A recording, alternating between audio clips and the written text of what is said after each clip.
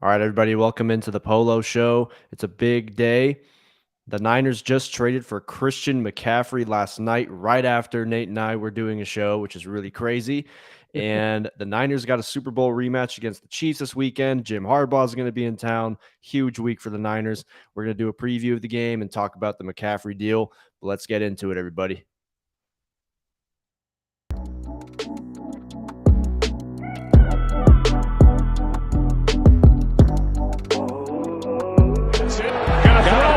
Wide open, touchdown, 49ers.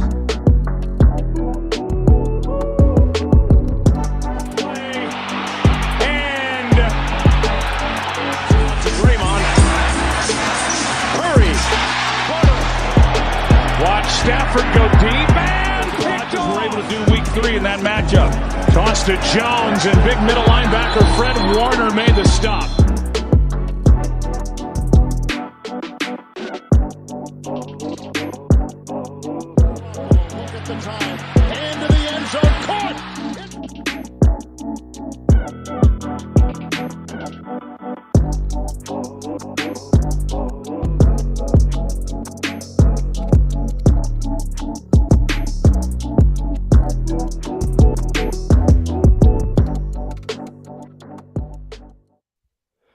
All right, once again, everyone, thanks for joining into the Polo Show. We got a big show today.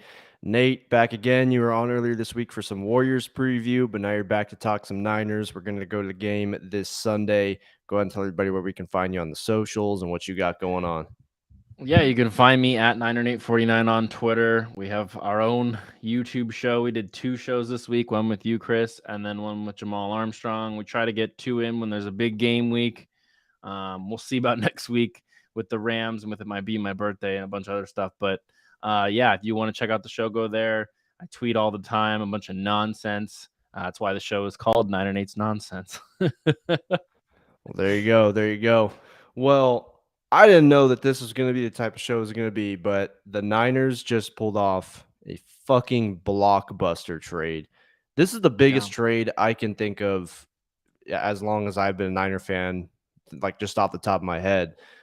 Trading for Christian McCaffrey. This is an all-pro talent that's being added to a team that already has all-pro talent on offense. And it just came at the expense of draft picks. So when you first saw the news, what's your first reaction? How are you feeling about the deal? What's going through your mind right now? So it's kind of changed over the last 10 hours or so. When it first happened, I'm not gonna lie to you, I'm not a big running back, pay running backs, draft running backs high type of guy. But as I started thinking about it, and the fact is they're gonna recoup almost all those picks. So all those picks will be back in the 49ers hands most likely come draft time. So that's fine. My thing is paying running backs who tend to be hurt. But I mean, think about it. Me and you talked about this last night.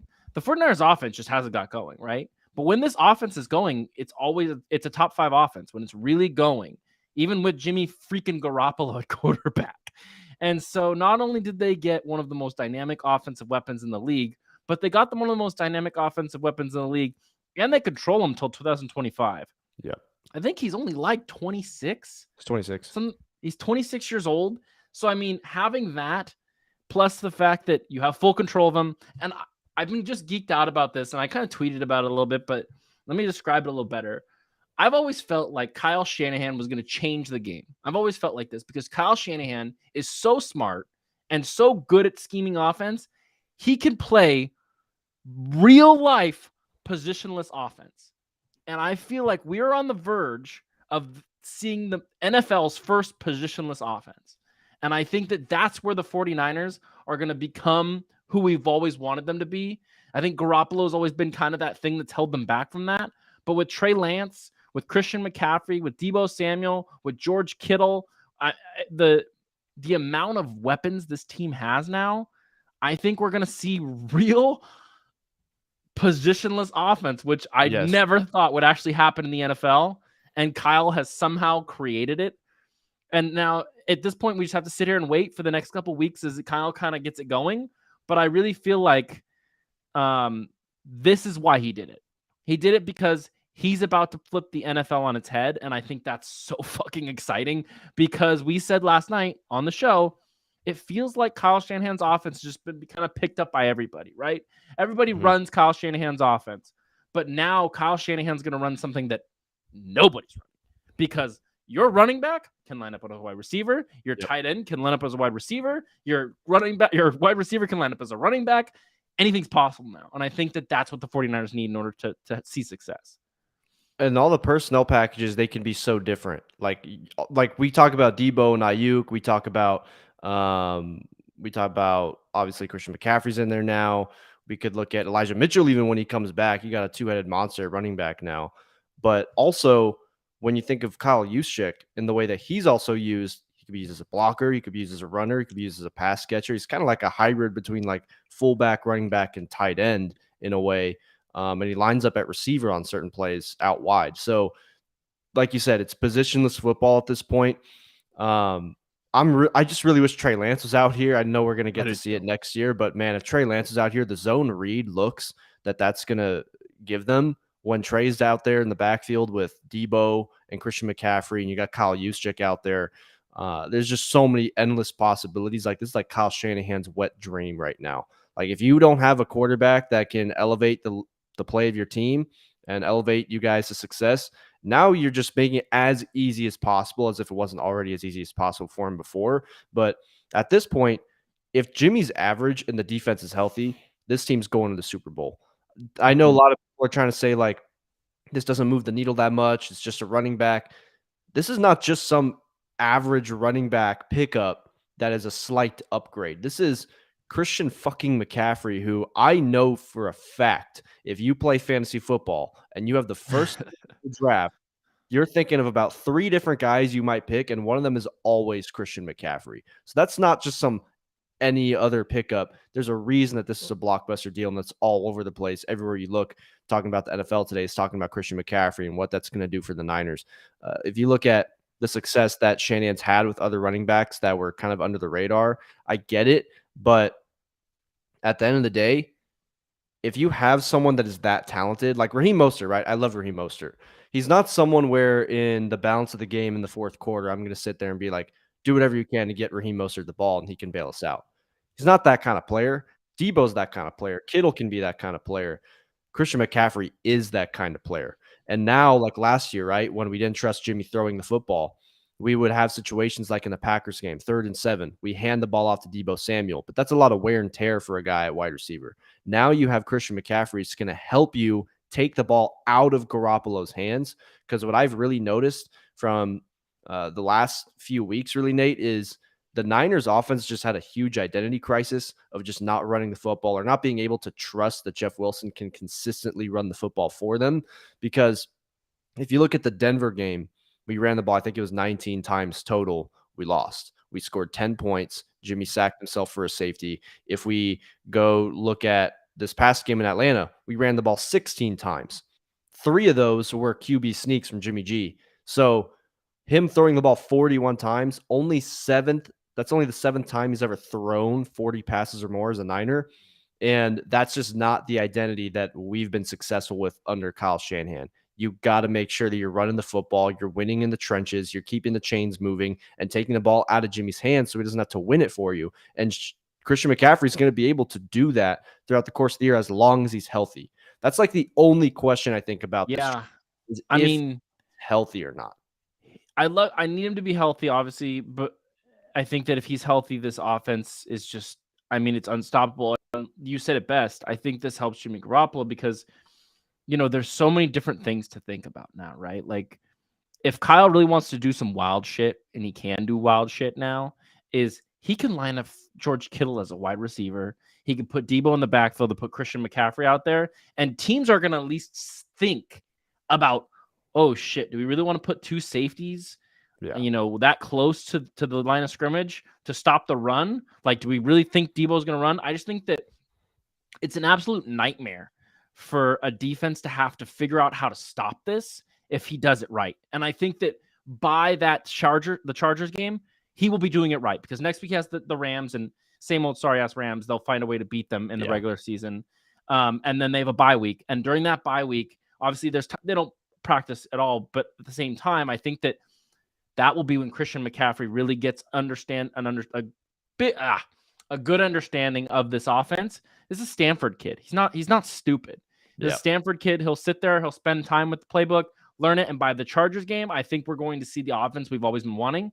The other thing, Chris, you mentioned, this is so exciting for 23-year-old Trey Lance. Yes. Like, could you imagine Oh my God. being Trey Lance right now and knowing next year they're going to hand you the keys to the kingdom? You have one of the most dynamic offenses in the NFL with some of the best weapons in the NFL, and you still have Trent Williams. You still have a defense that's absolutely fucking stacked. Kyle and John have just built a monster. And I think that when you build a monster, as long as you have someone who comes in and wants to learn and wants to be great, they're going to be able to run this thing because of how good this football team is. It is insane that since Kyle took over this team 6 years ago, not only have they been to 2 NFC championship games and a Super Bowl, but now they arguably have the best overall NFL football roster in the NFL. They went from having the worst roster 6 years ago to having the bar none. I don't think anyone comes close to how good this is. I think they have 8 Pro Bowlers on offense alone. Like, what the fuck? It's insane. This is so nuts. And so it's just super fucking exciting, man. I really think that whatever happens in the next 3 weeks will be kind of like just a setup. After those 3 weeks, this team is going to be flying. And I think, if there's any excuse, it's going to be the fact that they still have Garoppolo. But as long as Garoppolo can continue to play mistake-free football, not turn the ball over, and play smart, this team is absolutely going to the Super Bowl. Yeah, that's the big problem, because as good as McCaffrey is and as excited as I am, in the short term, I look at it as this team's good enough to win the Super Bowl, right? But at the end of the day, there's still probably going to become a situation where you need Jimmy G to just execute when it matters most. Can you count on him to do that? Because listen, if you look at all 22, Kyle's been dialing up big plays left and right. There's been touchdown plays all over the field. That Denver game, that's not on Kyle. That was single-handedly one of the worst performances I've ever seen from a starting quarterback, and just completely selling a game. And then you've got this Falcons game. Jimmy was actually playing decent, but this is one of my things going into this week is you got to cut down the mistakes. Like, you can't be dropping passes wide open down the field. You can't be getting blown up and obliterated at center and then getting called for a hold when Jimmy throws a dime on the sideline to Brandon Ayuk down the field. That's shit that can't continue to happen. The only thing I give Kyle crap for in that game was taking 8 minutes to go down the field just to turn the ball over on downs when you're down 2 scores. But at the end of the day, when you start to get deeper in the season, as much talent as Garoppolo has around him, he's had talent around him nonstop. I mean, if we go to 2019, elite defense, great playmakers on offense, Kyle play calling, still came down to a situation where he had to get it done. 2021, same thing. Defense is dominating. We held Aaron Rodgers to nothing. We stopped the Cowboys' #1 offense in the league. The Rams weren't exactly lighting us up either, and he just couldn't come through when we needed him most. I don't think anything's really going to be that different this year. I think there's still going to be a situation like that, regardless how stacked we are, but it definitely makes it easier to get yourself to the Super Bowl, because I look at the whole NFC, just in the short term at least, it's wide open. The NFC is, to me, it's ass. I mean, if you look at, it feels like the whole NFC is 3-3, except for like 3 teams. And I don't even know what all their records are, but I know the Eagles are undefeated, but I think they're going to come down to earth. And we talked about this yesterday. I feel like in a head-to-head matchup at Levi's Stadium or wherever, I don't think the Eagles are going to be able to pull off a win against the Niners with that stacked of a roster. I think it's a different ballpark. And I think that the Cowboys, they'll find a way to beat the Cowboys. The Giants, I can't tell if they're really legit or not. I don't think so. If they went pound for pound against the Niners in the game for 60 minutes, I don't see them pulling that off. The Bucks, they can be great, but they just don't seem to have it this year. That offense doesn't have the same life. If you look at the Packers, they're struggling. They just lost to the Giants and the Jets in back-to-back weeks. If you look at the Vikings, I still don't think they're as good as the Niners, but even they're probably going to win that division at this point, the way you look at that, the record that the Packers have at this point. The whole NFC is just wide open. The Rams are bad. The Cardinals are bad. So The Seahawks are dog shit. Don't get it twisted. They're 3-3, but they're terrible. Geno Smith is the best quarterback in the whole division, and they probably have the worst team. I don't know between them and the Cardinals. I actually don't know who's worse at this point. But just looking at the NFC, it's so wide open. But I think if you get to that Super Bowl, my pick this whole time was it's going to be the Niners and the Bills. Still at that point, I think it's going to come down to Josh Allen being himself and maybe being a little overpowering. So I'm really interested to see what McCaffrey's going to do for this offense. And like we know, it's probably not going to happen right away, but the offense has been the problem. And I don't think Kyle's been the problem for the offense. I think there are things you can critique him for, but Jimmy Garoppolo, a big reason, we talked about this all offseason too, when we were talking about the excitement of getting to see Trey Lance play. A big reason that the offense stalls out is because Kyle's having to work and game plan with a quarterback that is so limited, where this year, I think we can see he was definitely really dialing a lot of this up for Trey. Touchdown after touchdown opportunity just missed. Either he sees it or he's too afraid to throw it, or he just doesn't see it at all. I have no idea what it is, but can we trust Jimmy to just be average in the playoffs and not worse than average? That's going to be interesting, but McCaffrey certainly helps in just taking the ball out of his hands more often than not. Yeah, I mean, you really think about it, and it felt like when you watched that game against the Falcons, that 8-minute drive where they just couldn't get down the field fast enough, it honestly felt like Kyle maybe giving the white flag for what this team currently was as built. Like he just didn't have the offense he wanted. They couldn't do anything. I don't know what it was, but it feels like he has realized there's something wrong with this offense. And because they made, I mean, the deadline is November 1st, Chris. Yeah. Like they had time. They said, nah, fuck this. I'm going to go trade for this guy now because we want him on this team. I mean, and this is going to fix our offense. And so this has to be the thing that fixes the offense, because if the offense isn't fixed by now, then I'll be worried, because I don't know what it is. Because when you watch this team play, Kyle is scheming dudes left and right. Yeah. And Jimmy sometimes isn't seeing it. Obviously, like I get that. Like Jimmy doesn't see it a lot, but these guys are dropping the ball. These are like some of the best playmakers in the world. It's just like that Falcons game was like a weird dichotomy. And I think that the Chiefs game will be better.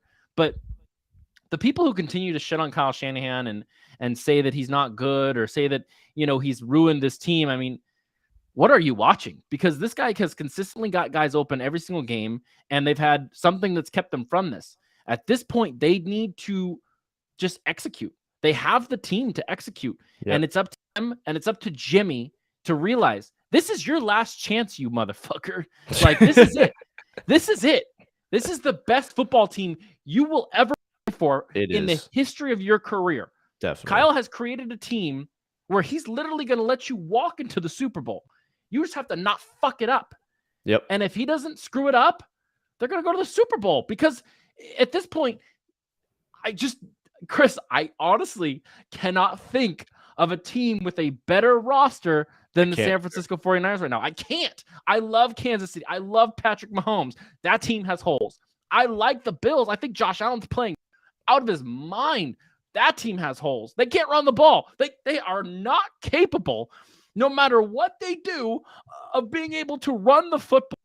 Then you have the fucking Green Bay Packers have nothing going for them. The Bucks are just a mess. The Vikings have a defense that's pretty messed up. The Cowboys have a great defense, but a terrible offense. Maybe when Prescott comes back, it'll be better, but I'm not afraid of them. The Rams are going to get Matthew Stafford fucking murdered. And then the Ravens have this tremendous quarterback, probably the guy who's going to win the MVP most likely, and they give him nothing year after year. I think his leading wide receiver is either James Prochet or Devin Duvernay. Like, what the hell are you doing? So, I mean, I know that it's, you know, week 6 and like things change. The NFL's kind of a league that changes constantly, but my God, they can really do something special, because this league this year specifically is not only a league of parity, but it's a league of really the talent isn't all there in a lot of these teams. You know, quarterbacks can only carry you so much. Offensive scheme and defense is what's leading this year. And I think that Kyle Shanahan, once he gets this thing going, that Chargers game, it's gonna be. I think Niners Twitter or the faithful are gonna be blown away with what we can do. Yeah, no, I listen with the Kyle Shanahan stuff too. here's what people need to realize, especially on 49er Twitter. Brooks is joking about it. That's hilarious because it's true. So many people, especially in the offseason, and sometimes I'm guilty of this too. We kind of sometimes think, why the hell don't the Niners make aggressive moves? And why don't they just go all in and use some of these picks to get established talent in the NFL? Because we look at the Rams and how they did that, and it equated to a Super Bowl. And so many times it felt like the Rams are the ones who always make that aggressive move. And we're always sitting here saying, like, what the hell is our team doing in the same division? While this team's making moves to move the needle, they're not afraid to move their picks around and go all in on talent. We're banking in on all our underrated guys and under the radar guys that we get late in the draft. And while we build great rosters, we always came up short. Well, this is a move where I see some Niner fans that are not liking this. So I'm curious to hear your thoughts after this on how you felt about the compensation, because I hear people really criticizing this and saying, this is a little too expensive. I hear people saying that, well, he's just a running back. They don't last that long. He's kind of, got a lot of wear and tear. And some people think that it's like a desperate move and it just puts more pressure on Kyle and John. But listen, if we didn't get him, the Rams would have got him. And that's really apparent. Exactly. We know that. And what would we have been saying on 49er Twitter and in spaces or on podcasts if the Rams landed Christian McCaffrey, knowing they were in a bidding war against us? We would have been saying, there they go again, not being aggressive. And now our division rival has one of the best running backs in football. And we now have to deal with that in a division race that is now going to be very tight. So What are your thoughts on the compensation and just that trade itself, the deal? I personally think that it's a win for both teams. Yeah, I mean, here's the deal is I've told you a million times, I don't like paying running backs. I don't like spending high draft picks on running backs. I hate it, right? I'm not a fan at all. And my thing is with this situation is the offense was bad, man. Like this offense with this kind of talent was bad. And it wasn't on Kyle. I don't know what it was, but it was bad. And so a thing like this, a spark like this can change the fates of an offense. And I think that there is some blame to be put on Kyle because maybe they just didn't have, I just don't know, because he's scheming guys. They just the ball wasn't getting them. They weren't scoring. It was kind of weird actually, because, in the grand scheme of things, the scheming's fine. It's just the defenses were keying in on it. But then you twist it back to like the fact that he would have been a Ram, right? Yep. If the Niners didn't do this, he would have been a Ram. And the fact that he is not a Ram basically sets the 49ers up to go to the NFC Championship game and win this time. Because the Rams right now are the team that the 49ers should be fearing most in the NFC. I understand it's the Eagles. I get that. I understand the Eagles are 6-0. I totally understand that. But do you really think the Eagles are going to the NFC Championship game right now? Because they've played nobody, and I understand the Niners have played some bad football teams a lot. Yeah. I get that. But I just don't see this Eagles team being a team that's going all the way to the NFC Championship game. And if they do, I just don't see them being San Francisco. And I think that keeping the Rams behind you and guaranteeing your spot to win that division is number one most important thing for the 49ers to do right now. Win the division, everything else after that. And if Christian McCaffrey not being a Ram is what leads to the 49ers winning the division, then it's a great trade. Because not only did you stop the Rams from taking the division and you haven't do wild card bullshit again, but you also got better on offense. And you finally, for the first time, and I think a lot of people are like, well, why would you trade for a running back when Kyle gets bargain bin running backs and turns them into studs? Well, how many times have those bargain bin running backs been hurt and not played 16 games? Because every single time they've not played 16 games. And there's a chance Christian McCaffrey is hurt every year. I understand that. He's been hurt the last 2 years a lot in his career. But at least give Kyle the chance to have a top running back. That was always the thing we wanted, right? Remember when Najee Harris was in the draft and they were like, well, maybe, if they draft at the 3 and then maybe they can trade back in and get Najee, like we want a top running back, right? That's what people want. And I don't like spending first-round picks. They didn't spend a first-round pick on him. They spent a third, a fourth, I think it was a fifth, and a second. The second is the one thing where I'm like, okay, that's a little harder to recoup. But they literally puke out third round picks because They do. Kyle Shanahan has tons of head coaches, tons of assistant coaches who are of African American descent or whatever, and that's helping the 49ers in the long run too, because not only are they great coaches, but they're helping the 49ers when they go to a different team.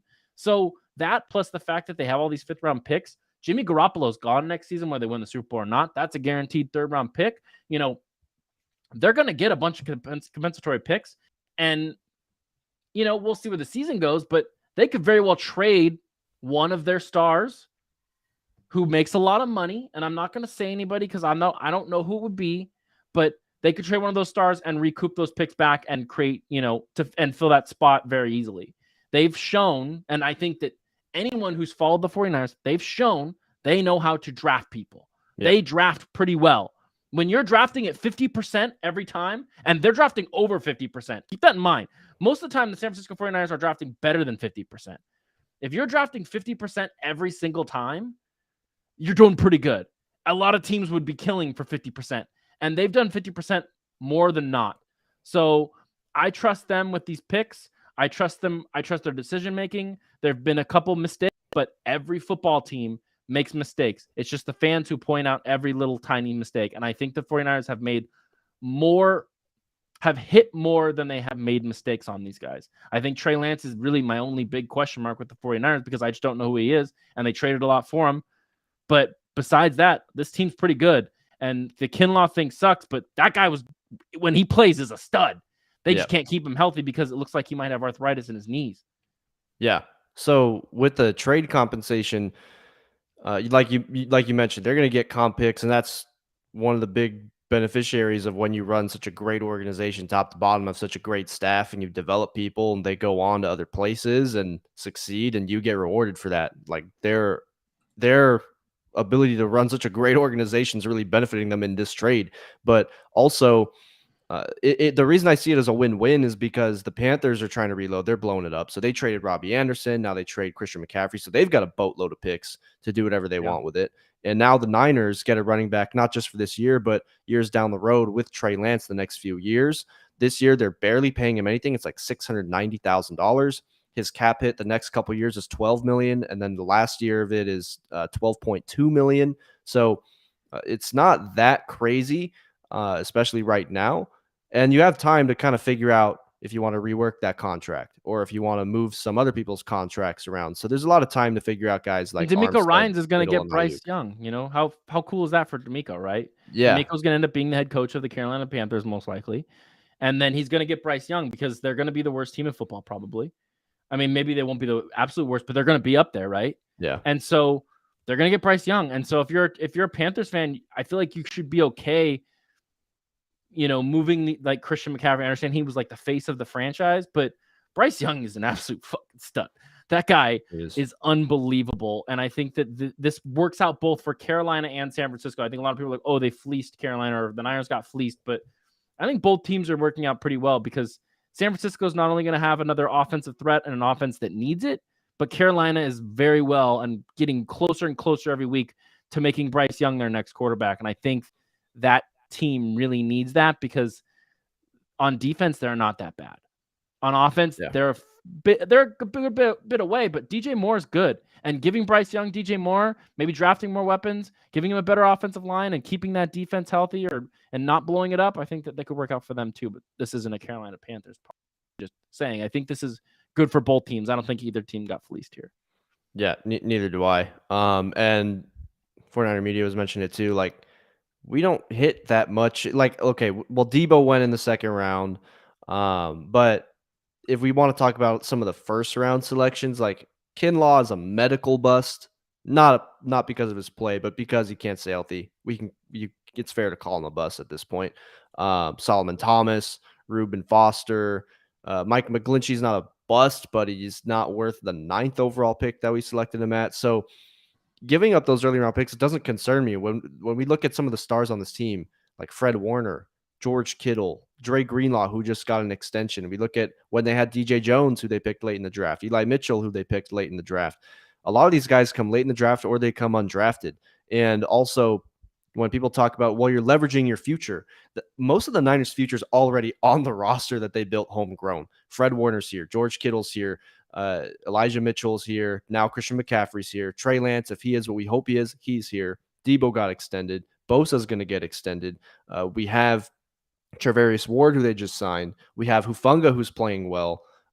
Their future's for the most part here. You don't need the number one defense every year to contend for a Super Bowl. You just need to make sure that you have the most balanced roster as possible. And offensively, I think maybe we don't see it as much this year. I think it's going to be really good. I think it's going to be much better. But next year, I think we have the chance to really see that explode if Trey Lance comes into the fold. I know he's still going to have those growing pains next year, but the fact that now you give him Christian McCaffrey, it's going to be even easier for him at that point, assuming he stays healthy. That is literally the only question about that trade, is if he stays healthy. But honestly, if we've been able to be successful and make it to conference championship games when our running backs rotate in and out, or if Raheem Mostert went out since like week 1 of the season, yes, I'm going to bank on the fact that Christian McCaffrey will be healthy in January and hopefully February, and that's going to catapult them into possibly winning a Super Bowl. But if we want to move directly into the Chiefs game now, it looks like yeah, go ahead. Real quick, I just saw this. I was kind of just trolling right before I started. They're getting like a lot of people back for this game. Like, it's kind of crazy. Yep. It looks like Charvarius Ward, Nick Bosa, Trent Williams, Mike McGlinchey, Jimmy Ward, Talanoa Hufanga, Samson Ebukam, Drake Jackson, and Tyler Croft are all players that are coming back for this game alone, which is awesome. Yeah, and it sounds like McCaffrey's going to play too. Not sure how much, but looking at least the guys that are coming back, and looks like we're going to get most of the defensive starters. What hole on this team or on this defense concerns you the most going into this matchup against the Chiefs? The other corner spot that's opposite of Mooney Ward. I really like Samuel Womack, and I think he's going to be a good corner in this league. But I think starting him at the corner against Mahomes, and it's not even that the receivers I'm afraid of, it's that Patrick Mahomes is so special because Patrick, and you know I love talking about Patrick Mahomes.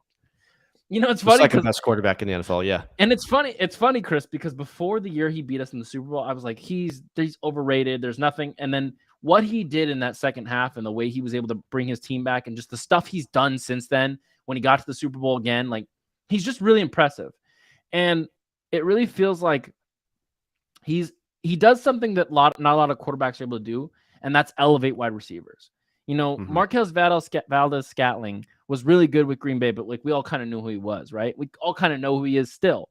Juju Smith-Schuster is, you know, he's decent, right? But he's not like phenomenal. And it really feels like those guys are having some of the best years of their life just because Patrick Mahomes is throwing them football, because Mahomes is so special because what he can do is he can get flushed out of a pocket and continue to look downfield. A lot of quarterbacks, when they're flushed out of the pocket, tend to just immediately run downfield or immediately just run out of bounds. And Mahomes is able to literally find the most random open dudes in the middle of the field, and then they turn it into yak. And it's just unbelievable. And it's not even that he's like a deep threat guy. It's that he's just able to find the guy who's open every time. And I think that's the thing that scares me when your corners are a little, you know, not great. I think the other one for me, if I just have another one real quick, is Armstead, because I don't think that Clyde Edwards-Helaire is like a phenomenal running back, but I think that when they run the ball, it tends to help Patrick Mahomes be able to make more crazy plays and able to extend drives and keep the games close. And they're going to miss Armstead at that running, stopping that running game, because I think people really underrate how good Armstead is. He's fucking amazing at stopping the run. He's like probably one of the best in the league at it. Yeah. For me, obviously, the other corner spot opposite of Mooney Ward is going to be a concern. For me, it's the interior defensive line, because obviously we know Kinlaw's gone, and Armstead's status, no idea how the rest of the year is going to play out for him with what he's got going on with his foot. Because if we're getting Bosa and Ebukam back, then I'm confident that our pass rush on the edges are going to be fine. That it's going to be there. We didn't have that really against the Falcons. The whole defensive line was pretty much out except for Ebukam, who was in and out. So getting that pressure back and getting Bosa there is going to draw a lot of attention. It's going to open things up for everybody else. But that interior, which you were kind of talking about just now, is my biggest concern because I've kind of gone in this game accepting the fact that regardless who plays corner, opposite of Mooney Ward, even if Mosley was out there or if Jason Verrett was ready to go, he's going to find a way to get guys open. He's going to find a way to get Travis Kelce the ball. He's going to find Juju. He's going to find MVS. That's just who Mahomes is. He's going to improvise. Like, you can only cover guys for so long. My biggest concern is the interior, because if the edge rushers are getting there, but he's still able to maneuver around or step up into the pocket and find guys down the field or use his legs to extend plays and get first downs, and it's just going to start to tire out our defense, and we lose time of possession. That's my concern. But also because Clyde Edwards-Helaire, whoever's playing running back, I don't want those third and short situations to be they can just run the ball up the middle and then get leverage on our interior defensive guys and get first downs and keep the chains moving, or win on first downs. And then, every like first down that they run it up the middle, we're looking at, instead of like forcing a 2nd and long, we're looking at like 2nd and 3, where now the Chiefs can do anything. They can take a shot. They can just go to the short play and just keep moving down the field, just marching. That's what I don't want to have happen for our team, because this defense, I need them to stay fresh going up against Mahomes. And I really want us to just keep the ball out of his hands as much as possible. So that interior worries me. I really want them to apply pressure all game and be able to force pressure up the middle as well, but also just to stop that run. Because to me, for this game, time possession is going to be the most crucial thing. You got to make sure Mahomes is not having that many opportunities to score. I mean, obviously he's going to put up points, but you have to limit it to a certain degree. And you got to get off the field on third down. So that kind of worries me, the interior part of the line. Offensively, if we were going to talk offense, it's just establishing that run. Like, McCaffrey's not going to go out here and get like 15 touches. I don't think that's going to happen. It's just too early. He just got to the Bay Area today. He's probably barely looked at that playbook. I think he'll get, like Ian Rappaport said, like some red zone packages and stuff like that. He might get a few targets, but I don't think he's going to be, being heavily used. It's going to be exciting when we see him go out on the field. Maybe he might even just be a decoy to help open things up. But you have to make sure you just win that time possession, because this defense, while it's still great, and I know that the Colts got them one game, which still leaves me confident, I don't want Mahomes to be having every opportunity in the world, just first down after first down after first down, and we're just tired by the time the fourth quarter comes around. Because we talked about it yesterday, how I think the game's going to come down to, if the Chiefs have the ball last with a chance to win the game, they're going to win it. And if the Niners have the ball last with a chance to win the game, I think they're going to lose. That's how I feel. It's just down to the quarterback play right there. So those are my concerns going into this game. I don't know if you have anything else to add to that. I mean, I really feel like this is one of those games, and I talked about it on our show, the show I did last night with you. This is one of those games that shapes a season. Yeah. To play a team like this with a guy like Mahomes, who's like probably the nicest dude in the world, but the fact is like they hate his guts because he cost them a Super Bowl. He cost them a parade down the street in San Francisco. He cost them everything, right? And so if that locker room doesn't have a picture of Patrick Mahomes with a dartboard on it, I'll be pretty sad about this, because the 49ers literally have everything to prove. The Chiefs have nothing to prove. The Chiefs are going to win that division no matter if every game gets canceled for the rest of the season in that division. The Chiefs are going to win it. It doesn't fucking matter. The Chiefs are going to win the AFC West. It's going to happen. The 49ers, they're not guaranteed to win the NFC West. I think they should be, because I think the Rams are awful. I think the Cardinals are awful. And I think the Seahawks are dog shit. But this is one of those games where this is a team who costs you everything. They cost you your legacy. They cost you your future. They cost you everything. The year after that, you had to deal with the Super Bowl hangover. And it's real, by the way. I didn't think it was real, but I realized that year it's real. And when you watch the Bengals, you kind of realize it's real. It's a real thing. The Super Bowl hangover is not some fake bullshit people create. The Chiefs were bad last year. They lost the Super Bowl. The Super Bowl hangover is real. They cost you a lot.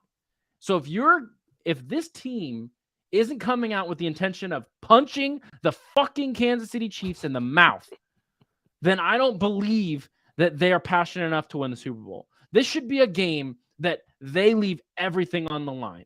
Every player puts everything they have. If they lose and everything goes out there and they try it, everything they have, that's fine. But you have to go out there and give it everything. Kyle has to put everything but the kitchen sink in that offense this week, because I think personally, this is the most important game of the season. I understand that they play the Bucks. I understand they play the Rams again. I get all that, the division games. You beat Kansas City, everything from here on is going to be icing on the cake, because I really feel like this is your get your confidence game. This is the game where you win this and you have the confidence to beat anybody in the league, because whether or not they lost to Buffalo last week, this is one of the best teams in football. And this is a quarterback who might be the best quarterback in football. And if you find a way to stop him at home in front of those fans, anything's possible, man. I really feel like they can do this. If they win this, that's when I'll feel like this is truly a team that can win the Super Bowl. And Yep. I'm just so excited, because if they pull this off, man, everyone on Twitter should really feel like the Super Bowl is inevitability. Yeah, there's a huge difference between 4-3 and 3-4 to me. Like last year, cool, we made it to an NFC title game. Awesome. We finished 10-7. We got in to the playoffs with a heroic comeback and Debo leading the way, and then Ambry Thomas getting the interception. If the Saints didn't lose Jameis Winston, we probably don't even make the playoffs last year. And I think people forget that. So people always bring up like, well, the Niners started 3-5 last year and they made it to an NFC title game. That's cool. Why would you want to be put in that situation again where you're starting out so badly, but you just squeeze into the playoffs? If you look at the rosters like we were talking about, especially, and I was talking to some Cardinals fans earlier today too, and if you look at the rosters that the NFC West has specifically, there's no fucking reason the Niners shouldn't win this division, just because the Rams, like we talked about, their offensive line is terrible. They can't run the ball. Even they're looking to move Cam Akers. They're just not the same. And if you look at the Cardinals, Cliff Kingsbury and Kyler Murray just seem to be going at each other every single week, it feels like, on national television. They're not really on the same page. You can tell how reliant they are on DeAndre Hopkins to keep that offense moving.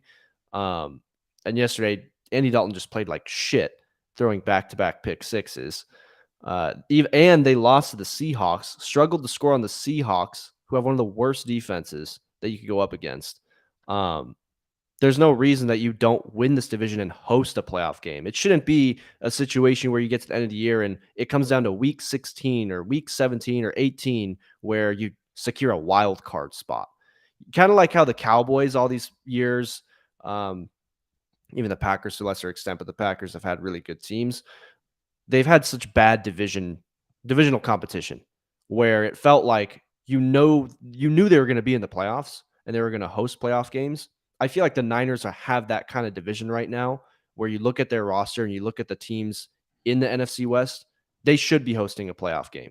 Like, they can be mediocre in the regular season and they should still be hosting a playoff game, because two of the teams behind them are terrible. One of them looks terrible and might be mediocre at best, even though they have Cooper Kupp and Matt Stafford. I don't want to be in a situation where we're fighting for a wild card spot. I really don't want to have to travel on the road to, like, I don't know, Minnesota to go win a wild card game just to have a divisional game.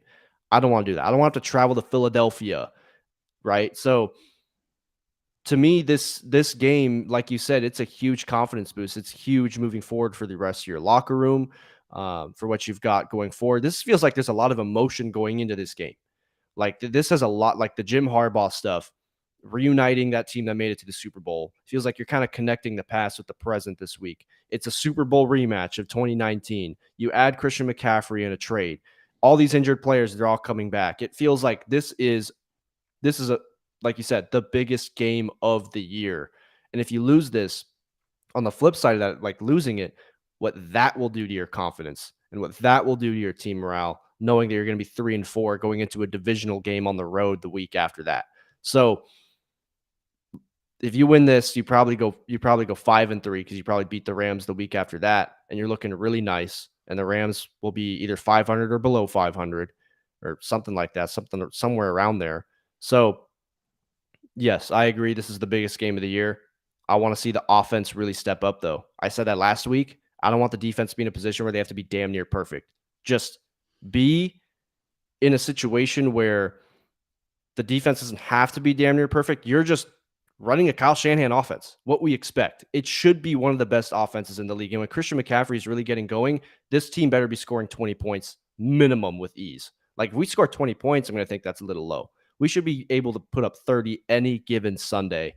And you could argue we should be able to do that now, even without Christian McCaffrey. So I want to see that energy and Jimmy G step up. I want to see how Trent Williams coming back is going to be able to bolster this offense. I want to see Jeff Wilson perform too. And a lot of that is trusting him to get the ball, because that's one of my keys to victory. But in the last portion here, just talking about the game, what do you think specifically are keys to beating the Chiefs this Sunday? My biggest thing is to keep Mahomes off the field. Mahomes is one of the best quarterbacks in the league. And anytime he gets the ball, there's a chance that he's going to score a touchdown. He's that good. And he's proven he's that good for years now. And so your goal has to be long, sustainable drives down the field that knock time off the clock and keep the score low. Because if you get in a shootout with Mahomes, Jimmy Garoppolo is not winning that game. I don't care how good this defense is. Jimmy Garoppolo is not winning a shootout with Patrick Mahomes. Mm-hmm. And Kyle had this was the strategy in the Super Bowl. I don't think people remember. This is the same strategy. His strategy was long, sustainable drives, keeping Mahomes off the field. They kept Mahomes off the field pretty well for the first 3 quarters of that game. But as soon as they took their foot off the gas or whatever stopped working, they were not able to get sustainable drives. Mahomes in I think 6 plays changed the score. Like, Mahomes is just so freaking good, man, that he's able to literally get, and if he gets any time with the ball, he's going to find a way to tie the game. And if the 49ers can just keep him off the field, and when he's on the field, play great defense, keep Nick Bosa as healthy as possible, give him, as much rest as he needs to get back to Nick Bosa form, and put Travarius Ward on their best player, which I guess is Valdes-Scantling, because I think they're going to put Fred Warner. I think you put a linebacker on Kelsey, personally. I don't think you put a corner on Kelsey. And so it's just play good defense, keep Mahomes off the field, and don't be a dumbass Jimmy. I mean, that's my key to the victory. Jimmy Garoppolo, continue to play mistake-free football, because you've done a tremendous job so far this year. And I'm not someone who talks positive about Jimmy Garoppolo, but the way that he has played mistake-free football this season has been very good. And I think if he can continue that with this offense, starting to figure out who they are, figuring stuff's going to change, they're going to be – Kyle's going to put the whole kitchen sink out on offense this week. I think we're not going to see any more conservative bullshit like we saw in that final 8 minutes of the game on Sunday. Kyle is going to put out that full ass offense. He's going to do what he needs to do. And I think that that's really exciting. And I think that this defense getting healthy it's the perfect time, because Mahomes is going to be a challenge.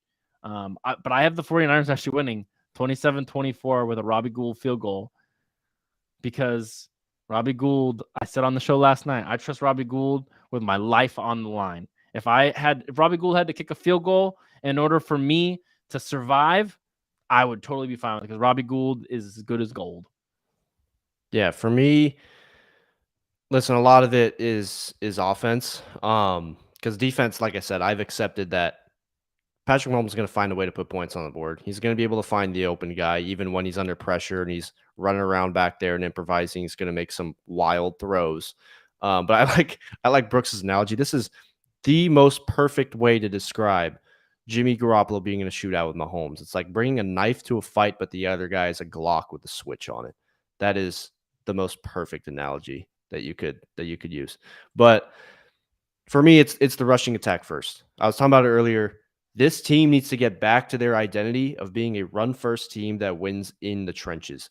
I don't want to be a team where Jimmy Garoppolo's thrown the ball 40 times.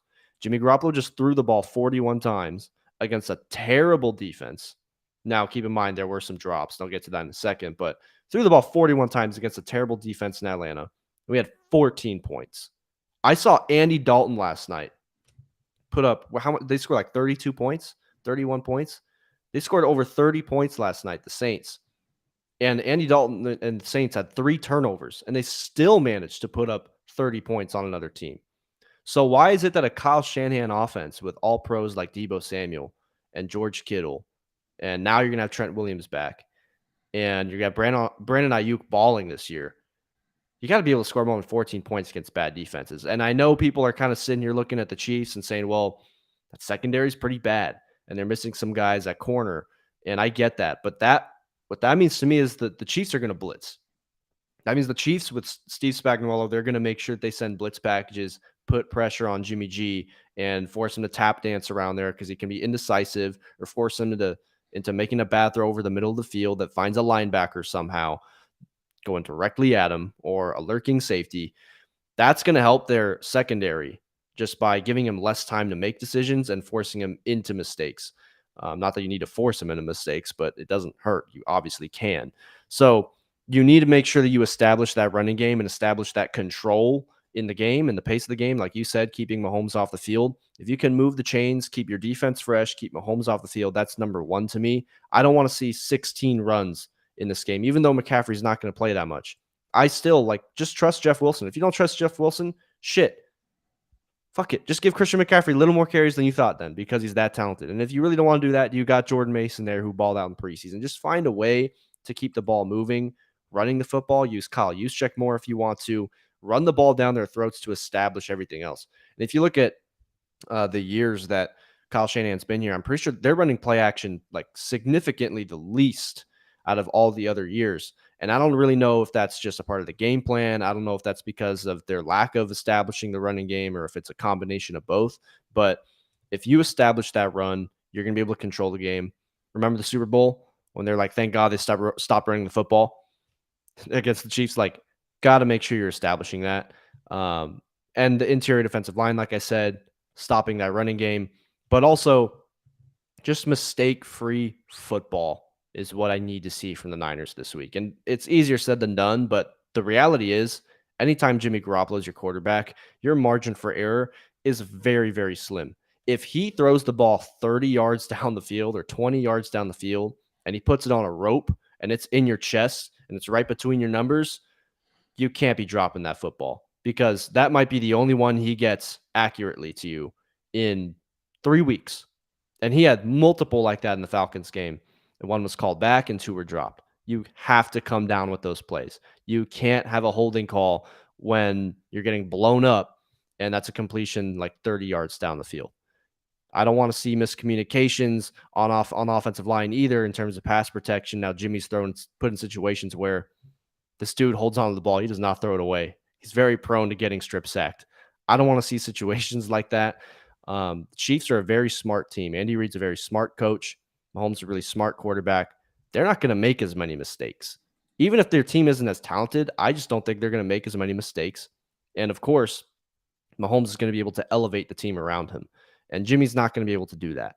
I just want, and by the way, this is not just Jimmy. I just want the whole offense and the whole team in general to just not shoot themselves in the foot. You're already playing a really good team, a high-scoring offense. You don't need to play yourself too at the same time. And I think they've done that a few times with penalties, and obviously with turnovers. And last week, like that fumble from Jeff Wilson, that changed the fucking game, because all of a sudden what could have been a 1-score game in that fourth quarter was a 2-score game. So you got to cut that shit out. You got to make sure you minimize the errors and the mental mistakes. But that's what I have. I have 27-23. I feel like it might come down to a final drive, but we're going to have to see. And I'm really excited to see Bosa back out there. I want to see Mooney Ward get back out there. If our defense, Nate, holds the Chiefs to less than 20 points, are you all in that this team's going to be able to stop the Bills? Yeah. Because they're not fully healthy. If they stop them and they hold them to 20 points and they're not fully healthy, then yeah. Because the 49ers do this thing where they tend to play guys a little less as we get closer to the playoffs. Mm-hmm. Like even in that, remember the Rams game last year? They weren't fully healthy in that game. Yeah. But they rested guys a little longer than normal because they wanted them for the playoffs. The 49ers, when they get to the playoffs, whether it's winning the division or the wild card this year, will be close to healthy as long as they're not season-ending injuries. Mm-hmm.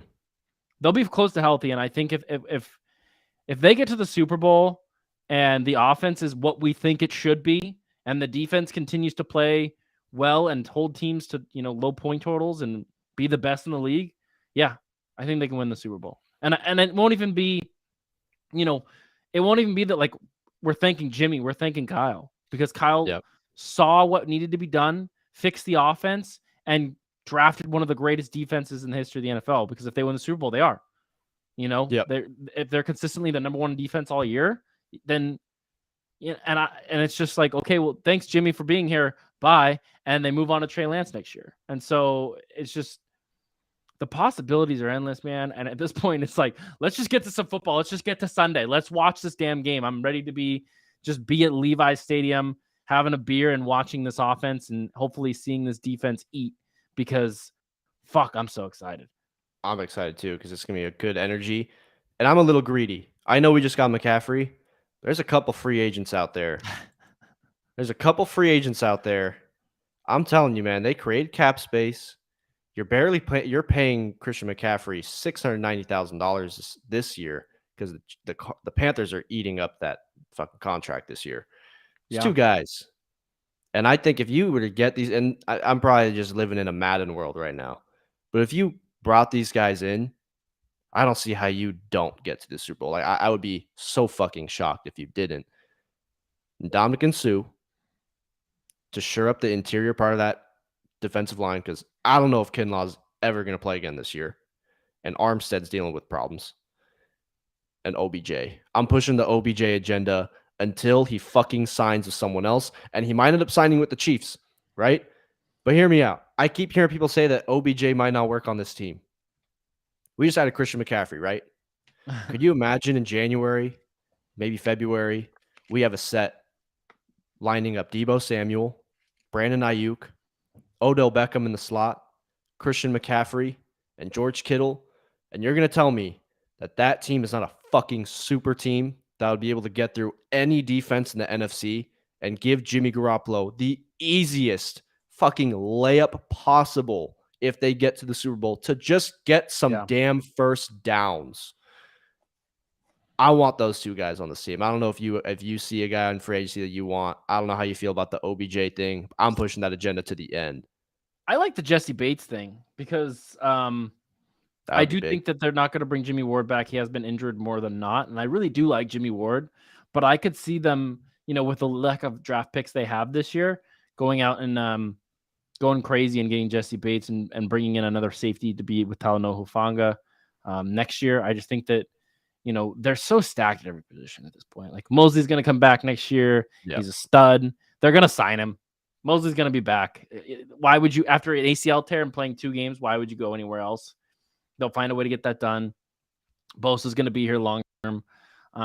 We'll see what happens with Armstead. I think that if they do anything, the 2 positions should be safety to replace Jimmy Ward and defensive tackle to replace Armstead or Kinlaw. If they can find one of those guys, I'd love that. But offensive line is overperforming right now, and I'm not really have a problem with it and I don't think there's any centers they could go get. I don't really like Brendel, but at the same time, I just don't see anybody they could really sign at center or trade for at center.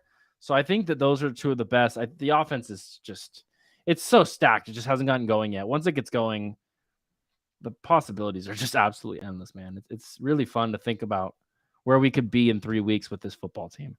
Yeah, and after this McCaffrey trade, this is all hindsight, but damn, that Trey Sermon and TDP picks, they just look so dumb.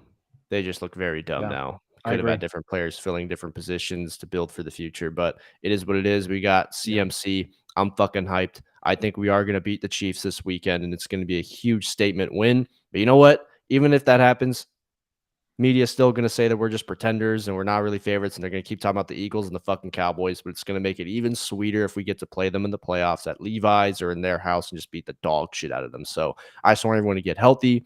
I want to get this win this weekend.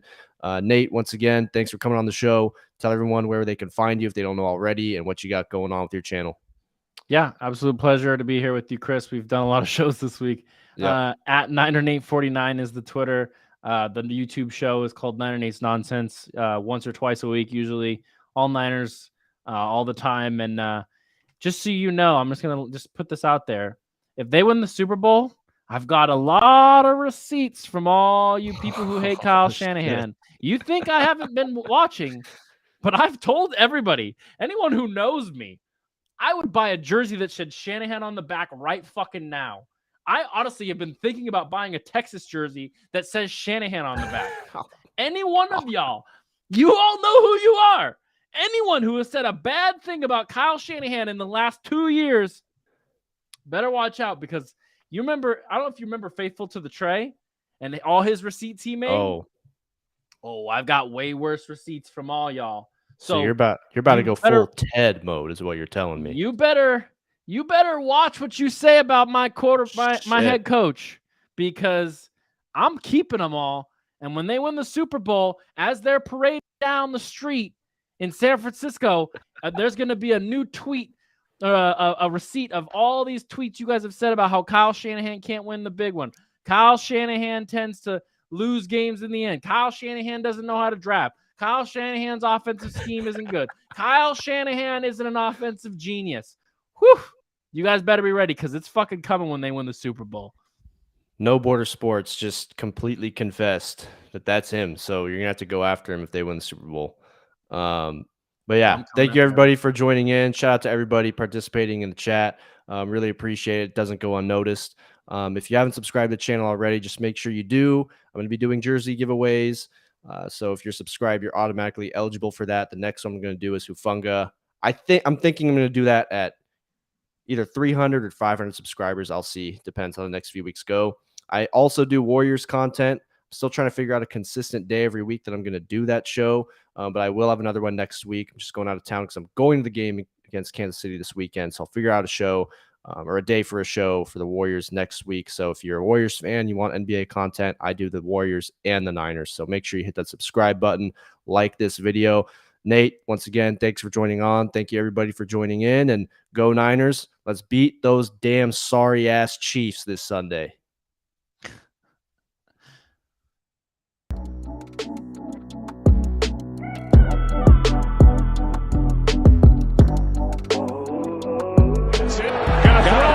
Wide open, touchdown, 49ers.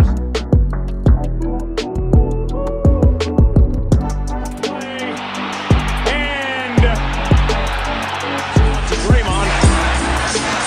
Hurry. Watch Stafford go deep, and Rodgers were able to do week 3 in that matchup. Toss to Jones, and big middle linebacker Fred Warner made the stop.